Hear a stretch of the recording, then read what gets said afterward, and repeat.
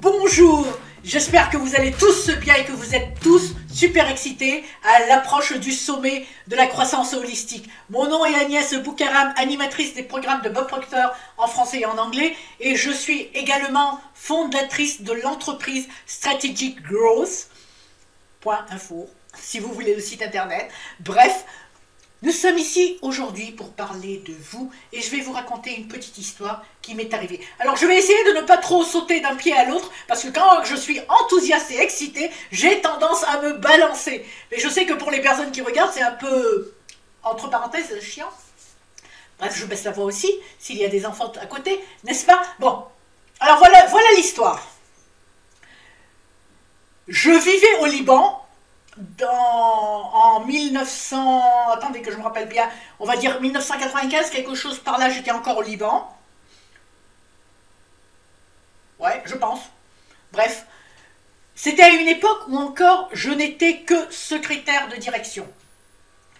En tant que secrétaire de direction, trilingue, vous avez un certain salaire et c'était tout.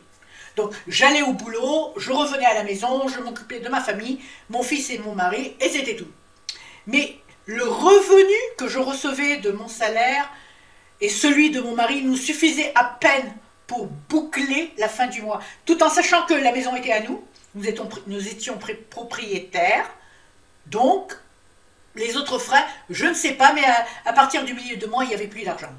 Je recherchais une activité que je pouvais travailler à partir de la maison, c'est ça ce que je recherchais. Et je suis tombée sur le marketing de réseau, le MLM, si vous connaissez. Et ça m'a ouvert plein de possibilités et surtout cela m'a fait connaître le développement personnel, la croissance personnelle. Vous pouvez lui donner le nom que vous voulez. Alors, pour vous, qu'est-ce que le développement personnel? Pour moi, personnellement, le développement personnel est la façon de faire afin d'obtenir une meilleure version de moi-même. Si je dois résumer le développement personnel, c'est ça.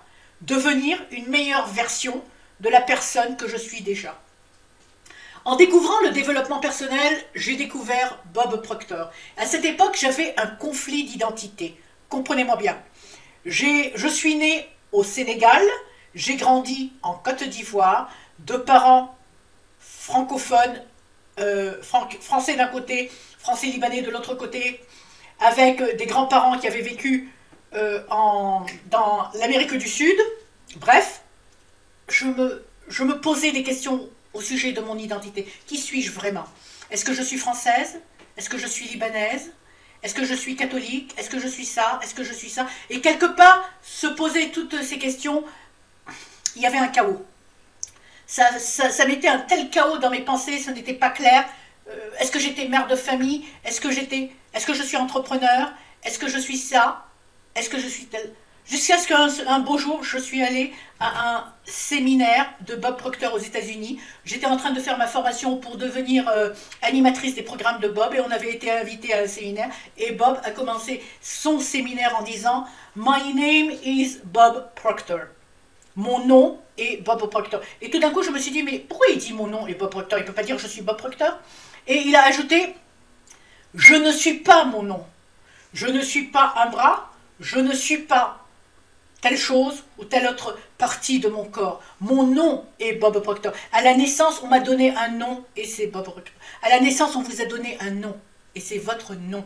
Mais ce n'est pas qui vous êtes. Alors, qui vous êtes? Vous êtes un esprit. Vous êtes une âme. Vous êtes autoconscient. Et vous habitez un corps. À partir du moment où Bob Proctor a prononcé ces paroles, c'est comme si une paix était entrée en moi. Il n'y avait plus ce conflit. Le conflit était parti. Et je veux qu'on commence ce sommet avec cette notion. Qui vous êtes vraiment? Vous êtes un esprit, une âme, qui habitez un corps et vous faites des expériences. Vous faites des expériences en tant que père, en tant que mère, en tant qu'entrepreneur, en tant qu'architecte, en tant que je ne sais pas. Mais ce sont que des expériences. À partir du moment où vous dites ce sont des expériences, c'est comme si vous jouez Vous étiez en train de jouer au jeu de la vie. Et vous empruntez des expériences. Ou bien vous faites des expériences. À ce moment-là, il n'y a plus j'échoue ou j'échoue pas.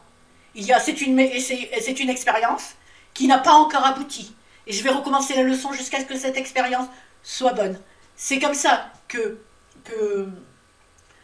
si vous avez lu le livre de Napoléon Hill, il a fallu 10 000 fois pour tester la lampe à incandescence. Pour les frères Wright, mécaniciens de bicyclette, il leur a fallu énormément de temps pour apprendre comment voler. Mais toutes ces connaissances, tout ce que vous voulez réaliser aujourd'hui est déjà là. Il suffit de monter sur la fréquence. Tout a été déjà créé. Rien ne peut être détruit ou créé, c'est déjà créé.